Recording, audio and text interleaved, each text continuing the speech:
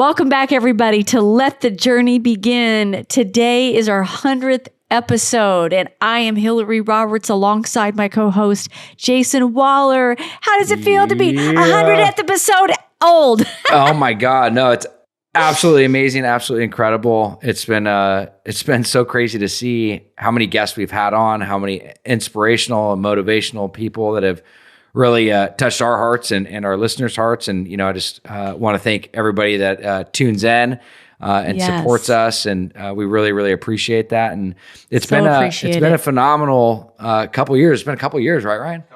Couple years.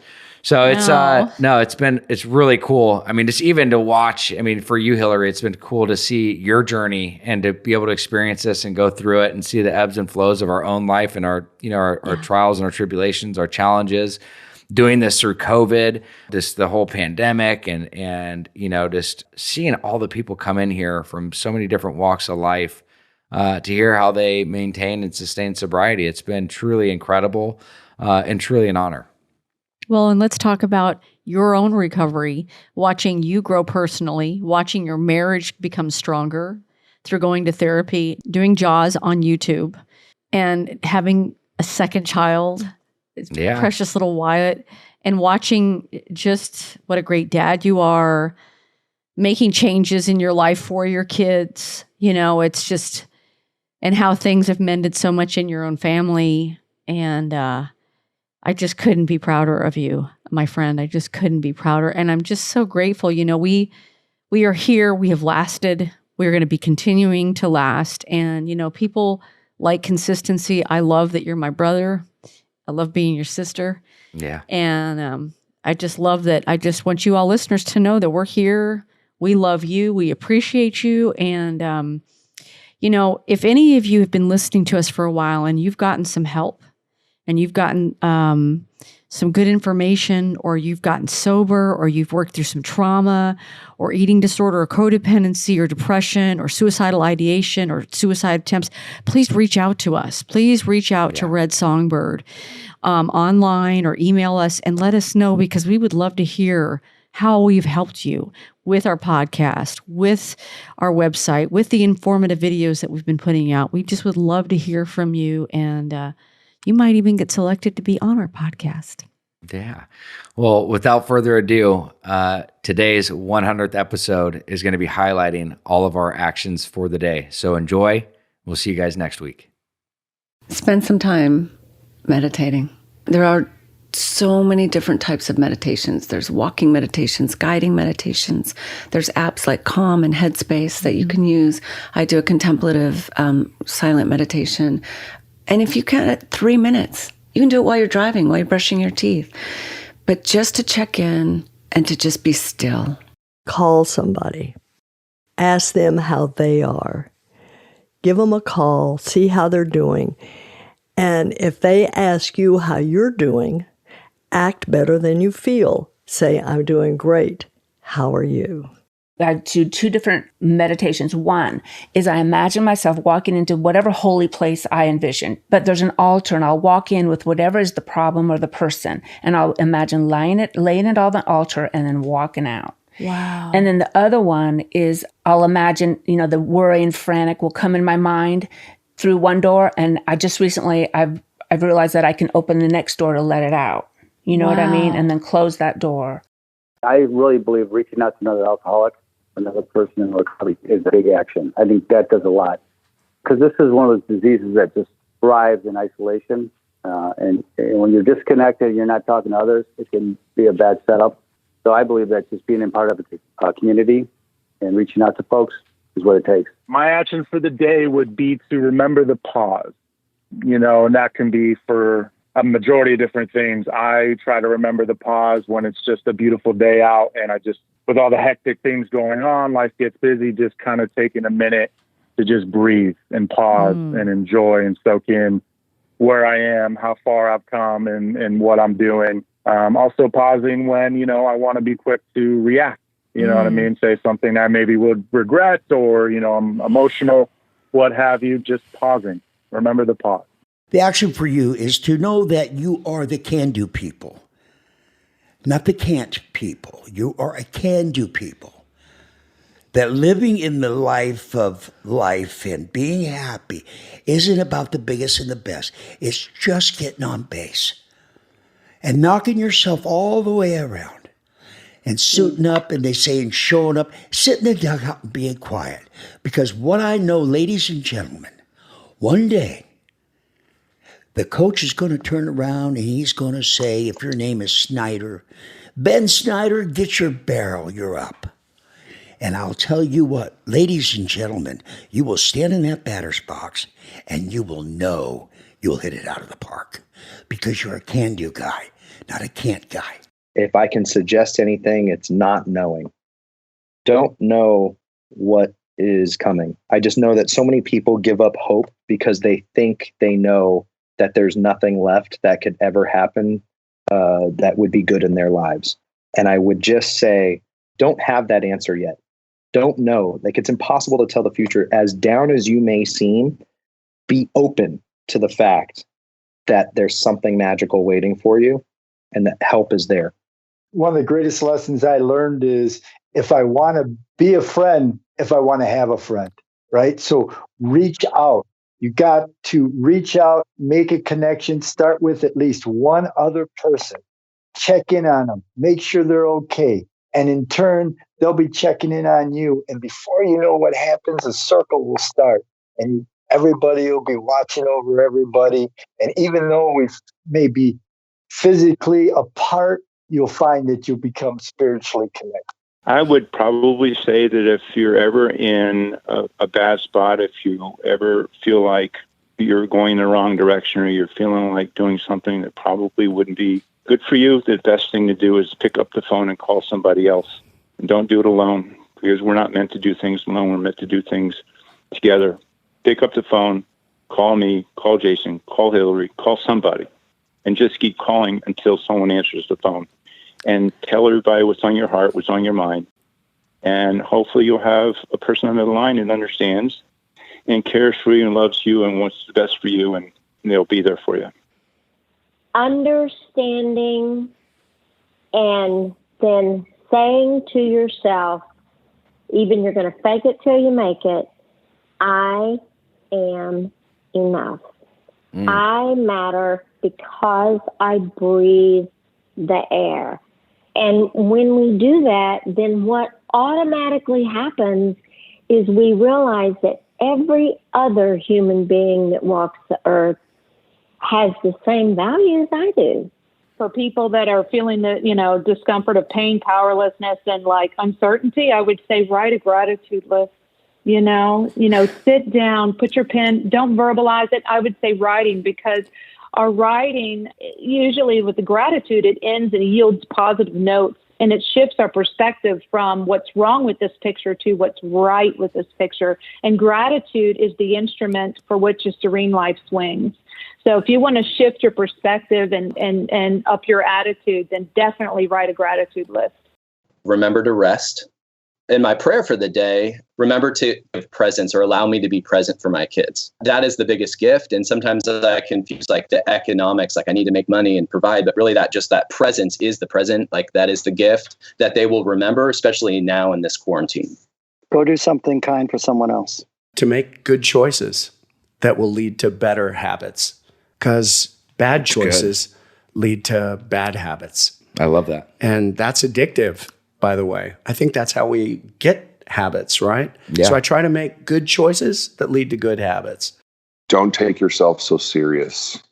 I have to give myself a break. One of the things that that really helps me is that I have to realize the thing that goes on between my ears, which is where my disease is with my alcoholism, is that my thinking has no bearing on reality whatsoever today. Because I can think this disastrous picture of my life and it's not real, but I'll believe it. That will get me every single time. A few years ago, there was a group of boys in Thailand who were trapped in a cave. Remember that story? Yes. I mean, that story just grabbed my attention. Watching that miraculous recovery. And, there was a part where they had to take the boys who didn't know how to swim, they're 10, 11 years old, and they had to take them fully encased in a diving gear and bringing them through these small little crevices in the cave where it was dark and muddy. And nobody knew what was going to happen. And they did give them some little bit of anti-anxiety medication to help them through. But what got them through was their Buddhist background and their Buddhist teaching. And what the coach who was helping the boys told them, okay, we're going to put you in this dive gear, completely covered up. It's going to be pitch black, muddy, dark. You're not going to know where you are. We're going to have a diver in front of you that's going to lead. And we're going to have a diver behind you that's going to make sure you're okay. And all you have to do is breathe and trust. Sounds so cliche, I guess. I mean, but just don't take a drink. No, that's put the plug in the jug, it. baby. You just don't need it. If you're struggling in whatever your source is, it just feels so much better to not feel that way. Picture yourself sober. Here's the definition of sobriety. And I looked it up. Okay, I'll show you I'll first start the one with, if you look it up Wikipedia or something. Sober is defined as sad, serious, solemn, calm, peaceful, dull, somber, subdued, unexcited. But that's not worth all this work we're doing. What you need is a picture of somebody more like you and Jason. Here's the word I use because sometimes I look at Jason and I think he's like ridiculous. And I like that word to picture as sober. If you look up ridiculous, it's comical, eccentric, extraordinary, fantastic, freakish, kooky, ludicrous, oddball, off the wall, outlandish, peculiar, unusual, way out, and weird. Now that's sobriety. Yeah, baby. So Woo! change the picture. That's my recommendation: is change the picture of what you think sobriety is. Because for a long time, I didn't want to sober up because I didn't want to be sad, serious, solemn, calm. That's not worth it. The word is gratitude. I've never been one of those people that just wakes up super in the morning full of energy and just grateful for the life that I have. I wish I could be, but I'm just not. For me, gratitude has to be an action word. So it's like I have to do certain things throughout my day to get grateful. For me, what that looks like is like, how can I help someone else out today? And that immediately, one, takes me out of my own problems. And two, by looking at someone else's problems, that usually shows me that my life isn't so bad. And three is the act of giving to them and the action of giving to another person that, I feel good when my head hits the pillow that night and in turn makes me, grateful of that. Go do something nice for somebody today and don't tell a single person you did it. Follow advice from somebody that's been there. That's the most powerful relationship that I've ever developed in my life is with my spiritual advisor. It's just crazy the effects that can have on you is connecting with somebody that's already been there and that has something really that you want. And it doesn't have to be the end game, it doesn't have to be, Bill Gates or whatever. If you want a bunch of money, it's just got to be somebody that's one step ahead of you kind of thing. And just shut your mouth and do what they say, really.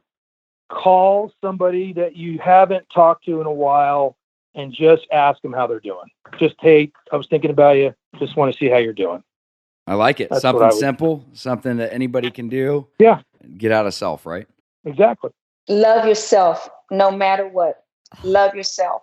To find something to appreciate. There's a lot of power in appreciation. That's what I do to stay sane. It's my mentality, it's my perception, and it's a constant. The solution, it's a spiritual solution. It's about how we connect to people, places, and things. It's about how we want to show up. It's about how we radiate our truth. And it's about being unapologetic and demanding what we want. Through time and through my sobriety, that's how I've learned to show up. And it's through that I've been able to be where I'm at. I truly believe that. Be of service. It's the simplest in any way possible. It's the simplest thing you can do. It's selfish, and we are selfish human beings, and it makes us feel good to help somebody else, but it's a win-win. Go back to your childhood. Find something very simple that you did back then that made you happy and do it today. And I know the trick for you and I are Legos, Lincoln Logs, erector sets, like little mechanical things that you build. And for some people that may be painting. Maybe you painted as a child. Maybe you really loved pottery. Maybe you loved just going to the beach. But it's really not connecting with your inner child in a regressive format, but really, like you said, go to those simple joys and those simple happinesses. Because when we were all kids, we didn't have all this stuff that we have as adults, which includes those problems. Just write a gratitude list when you wake up tomorrow and you go to sleep. Grateful for anything that you can think of in the morning, and grateful when you go to sleep for what happened during your day. Both times, 10 gratitudes. Do a little evaluation of your circle. You know, I always preach the message of your tribe is your vibe. So look at your circle of your friends, see if those people are people that you want to be like. Is that who you want to be? Because we are our friends. I say this all the time. You are a reflection of whoever you're with. So whether that's, you know, if you're hanging out with your grandmother, you are not the same person as when you're hanging out with your spouse. It's just the way people are, and it's not a bad thing. It's just we reflect those that we're with, right? So take a look at your inner circle, all of the friends that you hang out with on a regular basis. Is that intentional? Because if not, if there's people that are affecting you negatively, you're reflecting that, you might want to evaluate that. To me, prayer and meditation are there things that I didn't necessarily do at the very beginning, but that I do every day now, and have had such a magical impact on my life. It doesn't have to be a 20-minute sun salutation and I'm out spiritual and I'm hugging a tree or anything. It's it's a 5-minute in the morning. I put on a meditation. I wake up. My wife and I wake up at the same time, and I put on a meditation for us, and we can sit and talk, and then I'll go out and put the coffee on and sit in a chair and meditate and pray. And it has created a calmness and an openness that I hadn't had before. And like for somebody starting out, give it a shot. It's probably not going to be comfortable. And if it's not something you've ever done, might feel a little awkward at beginning, but it is life-changing. For 10 minutes, 15 minutes out of your entire day to change your entire day is well worth it. Practicing radical self-compassion today. I think for a lot of us who suffer from substance abuse disorders, like being kind to ourselves is so hard, especially when you're like thinking about all the things in the past. And then like, you know, like how are you supposed to like be a better person when you were such a like person or whatever? And it's like, be nice to yourself today. To be thankful and not take life for granted. I would encourage you, whatever trauma you're going through, God could use your trauma to help others heal. And part of that healing process is you helping another person. So look for somebody that you know is struggling with PTSD or addiction. Okay? You help them. You walk with them. You mentor them. You care for them. You pray with them. You encourage them. And God will use that action to bring healing in your life. The one action for the day is to breathe. And I can't emphasize, how taking a breath and thinking before you act is going to influence every aspect of your life. And I can't tell you how many times it has changed, me so quickly from just making a gut reaction and doing something to taking a breath and really thinking about, again, what do I want as the outcome? And how do I get to that outcome? And then you respond to the situation. That breath is going to give you the time that you need and calm your soul to be able to make an educated and smart decision that is going to give you the result that you want. So just breathe. The best thing that I would say to do is to just get up and make a gratitude list. Write down 5 things. Either do it as a mental note, but sometimes it's good to even look at them and write them down. Write down 5 things that you are grateful for. You hold on to that. And you might be going through your day, halfway through the day, something happens that, is unexpected or it doesn't work out the way you want it to. pull out the list again and take a look at it. It's just the same way they talk about we only have today, or we only have an hour. But that gratitude list, sometimes it really helps out to keep you grounded. I think the way the world is now, the way the country is now, like just reach out to somebody. One thing, for example, like, in the veteran community, everyone does these 22 push-ups, like 22 push-ups for veteran suicide. 22 veterans are killing themselves a day. And it's like, that's good. It blows up some people's timelines to let them know, but whose life did that save? Nobody. So why don't you, instead of doing push-ups for the guys who are killing themselves every day, why don't you reach out and talk to somebody and be a decent human and reach out and have that human connection with one another? And it's not just veterans, just like people being trapped in their house because of Corona and stuff like that. Like, how about you every 3 days or every 2 days, discipline yourself to make it mandatory that I'm going to contact this person, and I don't need to have a 3-hour conversation, but like, hey bro, how you doing? You doing good? Like, what's been going on with you? Hey, just checking on you. All right, cool. Later, man. Like, it can be that simple. And little did you know, you probably could have stopped somebody from blowing their head off had they had gotten a text from you that shows that you actually care. So I think just the human connection right now is something we need to revamp that to shift the country in which it is right now. Be kind to people, be kind and be there for others. People on the outside might look like they're doing really great, but on the inside, they're not. Be an ear to listen to people and be there. Hold the door open for somebody. Say hello. Ask how their day is going. You turn on the news today or you go on social media and there's so much negativity floating around out there. Let's throw the peace and love back out there and be there for each other and really unite through this pandemic and everything that's going on. That's contagious too. Positive energy is contagious as well. Be more gentle with yourself. Be kinder to yourself today. You know what I mean? There's enough pressure. There's enough crap going on in the world. There's enough drama. Take it easy on yourself. I think the biggest healing thing that I ever found in my life is to realize that life is not about me. It's not about us.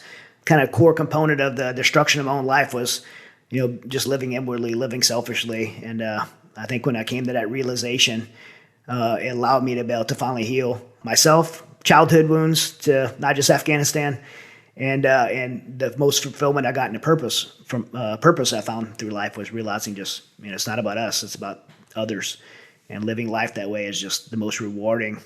Be vulnerable and willing to fail, no matter what it is, in every area. Be vulnerable and be willing to fail, and P.S. also be willing to succeed. I would say to shield. And so when I say shield, I mean to close your eyes and just to breathe in like white light or something that feels safe, and to cover your body in a shield. And that doesn't mean to block out love. That doesn't mean to block out light.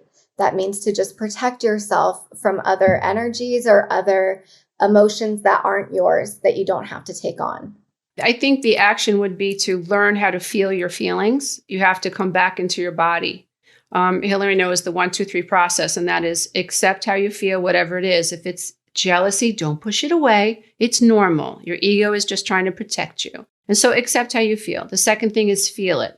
So figure out how do you know that you're embarrassed? Your ears get hot? Does your heart feel like someone's sitting on it? How do you know you feel this thing, right? And the third thing is to decide what you want to do about it. But before you decide, you have to run it through 3 filters. What can you control? What can't you control? And how do you want to feel? But if we can learn to feel our feelings, accept how we feel, then we become honest, we become transparent, we become authentic, and we're setting boundaries that really allow us to build a life that is true for us. Be proud of yourself. Be proud of yourself for overcoming, and just be proud of yourself for wanting to change, if it's addiction, mental health, or just reaching out to someone. Go home, and even if it's a paragraph, even if you're like laughing at yourself and you feel ridiculous, write a letter to 5-year-old you or 6-year-old you, or the first age where you really remember feeling not enough or not worthy or not safe or not heard or not seen. And write that letter and validate that little child within you, because in doing that, you release these repressed pains without even knowing it. Because we have our subconscious and we have our deep subconscious. These injuries, these internal wounds live in our deep subconscious, which sometimes we don't even know. And our brain is so connected. We're wired to fire. Our brain is so connected to keep us safe, where you're opening up a space and a dialogue where you know that you can keep that inner child in you safe now, and that person is important and that person is seen. Be completely open and honest with yourself first and foremost, and to always, always be in a state of gratitude. I think anything can come our way if you're in a state of gratitude. Get vulnerable with somebody. I've seen the toughest of men cry, so you get vulnerable. That's where the real work begins. When you open up that wound, that's the only time you can heal, in my opinion. I think I'd go back to the piece around taking the 1 to 2 minutes throughout the day to just pause and take a breather and just be grounded in the present moment. And if you can do it barefoot in some grass or sand, that's even better. That's where the nature lover in me comes in. But just connecting and grounding is so important, especially we're on Zoom, we're on our phones all the time. It's just so important to kind of go back to being in the moment, being connected. Don't listen to the dark voices. I just remind myself, if I start to go down that road again, I'm like, nope, not listening to this voice. Nope. I am not going there. It's so common for that to happen, I think, to everyone, even people who won't admit that it happens. I think we all have these insecurities and doubts and guilt and shame and fear and pride. I mean, I think for me, those two things were things I really had to let go in my life. Fear and pride. Once I was able to start, it's still a challenge every day, but being able to put those behind me and not worry so much about what everybody else is saying, it's a game changer. If you can stop listening to those voices, like I said, literally voices or voices in your head. If you can start to kind of guffaw at those and leave those out, I believe you'll see so much progress. Learn to set a boundary. That would be my action for the day. I think that was one of the hardest things to learn as an adult. There's no book on it. Sometimes a boundary doesn't feel like a boundary. Right. And they actually end up turning into a pretty healthy path for you to walk down. I think the action is say yes. Say yes to whatever life brings at you. Be open to the experience. Oh, and it counts the most when it's severely inconvenient, because we can say yes when it's like, do you want to go grab dinner? Yeah, of course. Do you want to come help me go call on a friend that's struggling with alcoholism or addiction at 2 a.m? Not really, but I guess I'll meet you there. Find somebody to help. There's so many people out there that want help, that need help. I pray every day, and it's a prayer I've prayed for almost 20 years now, that God puts somebody in my life that I can help today.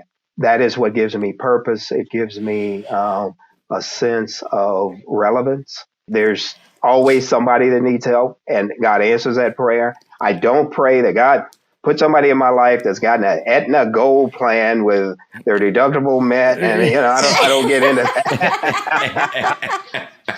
I pray that He puts somebody in my life that I can help, and many times those people have nothing. They have absolutely nothing, but they have a desire to live and a desire to get clean and sober. And I consider it an honor and a privilege to be a part of that. I'm grateful that I've been part of the journey of so many. The one action for the day would be to ask yourself, what can I do for someone else today? That has been my saving grace, is doing for others. I think if you are sober curious, imagine all of the things that you want in your life, and then realize if you stop drinking, you can have them. I would say lean into what makes you feel good, whether that is a certain person, a certain thing. Try to get in tune with yourself and lean into what feels good. Not everyone is blessed to have a large group of people or, a big circle or a lot of resources. But I think wherever you're at and whatever's around you, you can really pull on to what makes you feel good, whether that's like, a nice meal with your family, or going to a certain spot you love hiking, or calling up your best friend who's kind of far away but makes you feel good. So just leaning into what makes you feel good. Find something to be grateful for, right? Start trying to learn how to have gratitude in action. I used to say, I have a good family and all that stuff, but like to feel that and express that to them. Like I'll randomly text my mom and be like, hey, thank you. And she laughs at me. But like, I genuinely feel that. Or my dad, I'll call him. He's a pilot. I'll call him and I'll be like, hey, where are you at? You're not in LA today? He's like, no. I was like, all right, I love you. Call me when you're here. Because I just want to see them. And start to live life on a daily basis in gratitude. Go find someone that they trust and get rigorously honest with them. The secrets, man. The secrets inside keep us shameful, but please make sure it's someone that you trust, a close I believe men need men to heal and women need women to heal. So it's like I would go to a brother of mine and be like, look, I'm carrying around something, you know, maybe I don't want advice. And I just say, listen, brother, can you just hear me out and just get it out? I got to get rigorously honest. Give yourself a hug, man. And just realize that like you're going to make it through. Realize that you don't have to do everything. Take things slow, efficient, but slow. And make sure that your mind is always towards progress. One of the things I'm doing now that's sort of backfilling is I'm keeping a journal. I can let stuff out in the journal, but I see over the course of the years that I've been doing it, fewer bitter or things to complain about get in it. You may start out as a gripe list, but if you keep doing it, you realize that's silly. Be in the moment. And if you need help, you know, ask for it, pray for it. I mean, you know, even if you don't understand God, ask something outside of yourself for help. Out of your hell. Yeah, ask for something outside of your hell. Yes. Come on. You know what? Go online. Go in and type 40 questions, sex and love. And there's these 40 questions, yes or no questions. It will take you 2 minutes. It's like, have you lost count of your sexual partners? Are you always looking for someone to fix you? Have you felt like you've had to have sex? All these questions. And they say if you get 5 or more yeses, that you might have this problem, and look into getting help. Just tell one person. Something about telling one person, that's what I talk about on my podcast, is like, tell one person. There's something that happens that releases it. When you get triggered into your old wounds, whether it's abuse, neglect, whatever, chaos, go back and ask that little boy or that little girl what they need. If you listen, they will tell you. And so if I'm feeling left out, not invited to, the party or whatever, feeling down on myself, I can go back and ask my little girl, what do you need? And she 100% of the time always tells me you need to go connect. And so I can grab the phone and call a friend or make plans with someone. And that pulls me out of that pain. Prayer and meditation. I like that. Yeah. Before this meeting, I literally sat in my car and I prayed and I meditated for 5 to 10 minutes. And when I get right with God, I get right with myself, and everything else is going to be taken care of as long as I just let it go. Reaching out to somebody that you feel would benefit from someone caring about them. That is the thing that I try to do every day. And that usually makes me more grateful, more in touch and in line with what, the universe has to offer and push me in the right direction. Everyone can benefit from someone who cares about them. I'm going to say pray. Yeah. If you're going to do anything, pray. And whoever that's to, that's up to you. That's your journey. That's your decision. But I would tell you to pray and then go to the gym.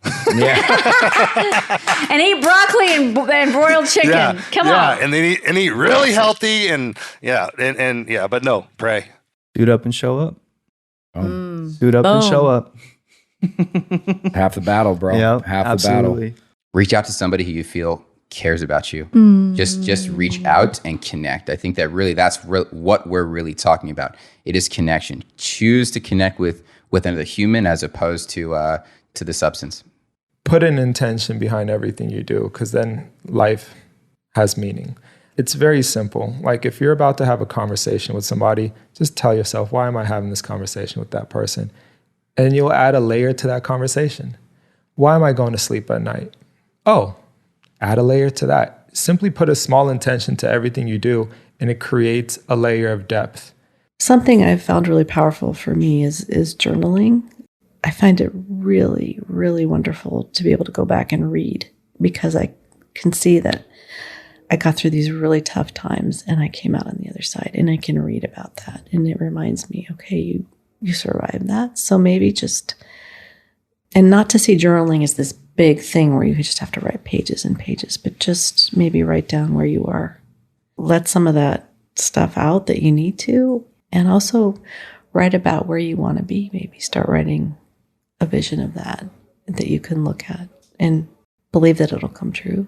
This is in particular for men.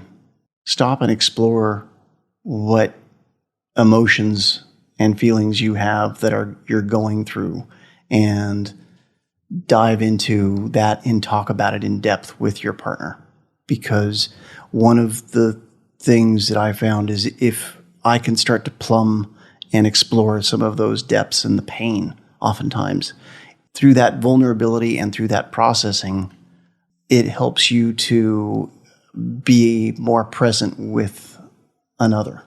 It's okay to ask for help and to reach out and to not be ashamed and don't have guilt. Pick up the phone and call the person you trust the most and ask for help and be honest. Own your hope. Take ownership of your hope. I love that. My spiritual advisor, he calls it the 1,000-pound phone, is like when you're uncomfortable, when you're having a bad day, you're depressed or something, you got bad news or work's not going good, pick up the phone, call your spiritual advisor, check in with them. And then usually, I call 3 other alcoholics and I just ask them, how they're doing. And it's like by the first or second call, I'm feeling better. I'm outside of myself. I'm not thinking about myself. I'm thinking about somebody else. And then I'm, back in the routine of whatever else I got to do that day. Pray. Get on your knees and ask what to do instead of doing what you think you should do. Before you take action, pause, get on your knees and do it then. Connection is so important. A lot of times we do isolation in so many different ways. As a matter of fact, there's times that I want to isolate and I'm like, oh, hell, here it comes. And you know, after a while of, your actions and your patterns. So the purpose of connection, of staying connection, because a lot of times we don't want to connect. If you could just remember the connection, you're like, damn it, I don't want to do it. We'll do it. Even if it's with one person or a group, that part is so important. And then I know you said one, but I'm Christina, so I'm going to say 2, purpose. Well, you're 2 feathers, so don't worry, man. We expect that. Feathers. That's right. Jason, that mission, you have to have purpose. And that'll help not only just your depression, but a whole bunch, if you do have any of that stuff, of why you're living. Because I just read this quote that said, the 2 important days in your life is 1, the day you were born, and 2, when you find out why. And I know why I was born now. Ask yourself today what is within your control and focus on that. Take care of yourself. Listen to your body. When your body says stop. Don't push it, because you're going to burn yourself to the end. And it's even harder to get up from there. Be good to yourself. That's one thing that I've always struggled with, is being good to myself and practicing self-care, practicing healthy boundaries.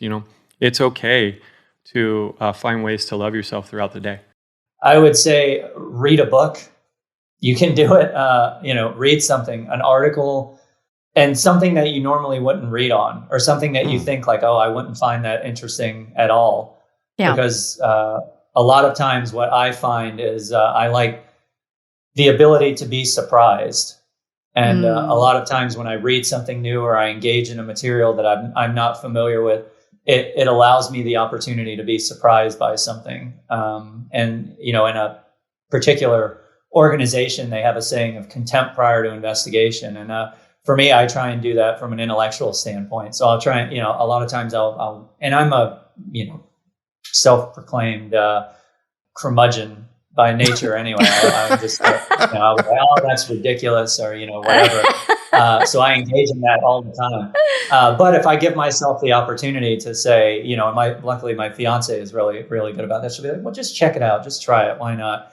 And I'll read something or I'll watch something that I normally wouldn't watch. And it never ceases to amaze me. I'm like, oh, wow, that was actually really interesting. And it just gives me a little bit of a perspective shift. And a lot of times I find that has a knock-on effect on a variety of other things, particularly if I'm having a bad day. Because I think for me, a lot of times when I get in those ruts, it's because I'm just doing the same old. But when I kind of step outside of that and I allow myself to just, alter it just a little bit, it'll give me a new perspective on something. And that kind of initiates a curiosity and an appetite to just keep going and kind of bring myself down another rabbit hole. I think it's to take action, honestly.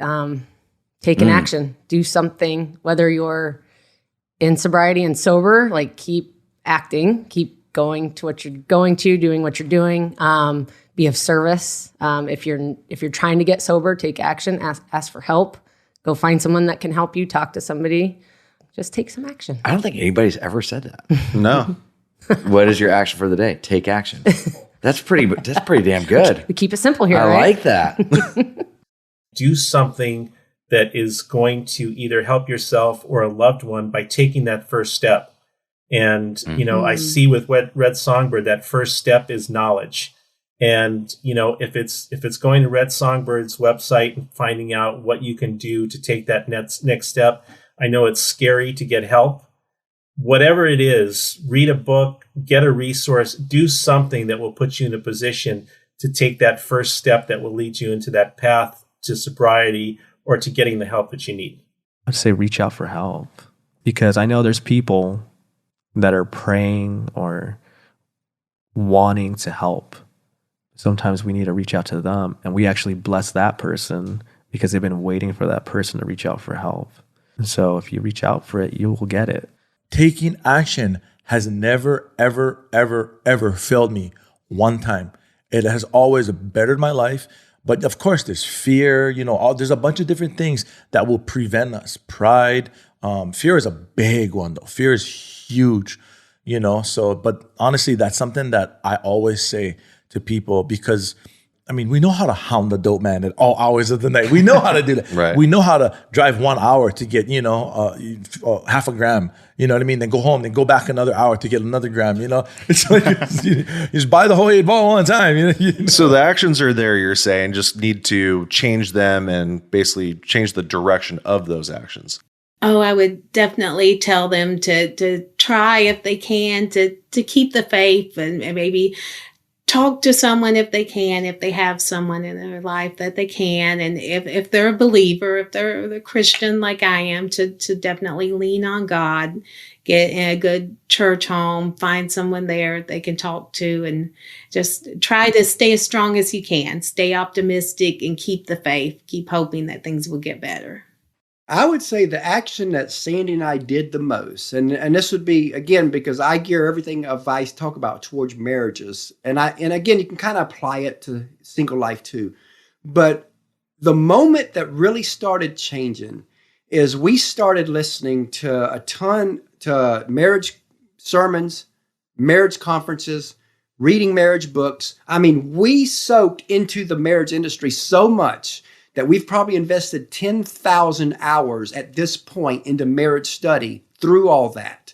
Wow. Mm-hmm. And I believe that was the turning point that changed everything. Because that led me to, like I told you on our show, where a couple months into starting this new journey, that I sat Sandy down. I said, okay, Sandy, I'm healing. I don't think you are, but I know what can do it. The first 5 years of our marriage was hectic on you. I get that. I want you to know I get that. So I sat her on the bed and said, now tell me everything that I've ever put you through in those early years, how you felt, everything, and I will zip it.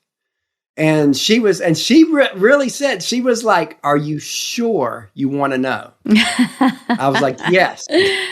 And I remember about 40 minutes in, I'm sitting there thinking to myself, oh boy, what have I done? But at the same time, I also knew in the back of my head that if I didn't give her this chance to kind of get it out with me, that she was not going to heal at the pace I was healing. And when you don't heal together in a marriage, you will probably end up divorced. Just getting honest.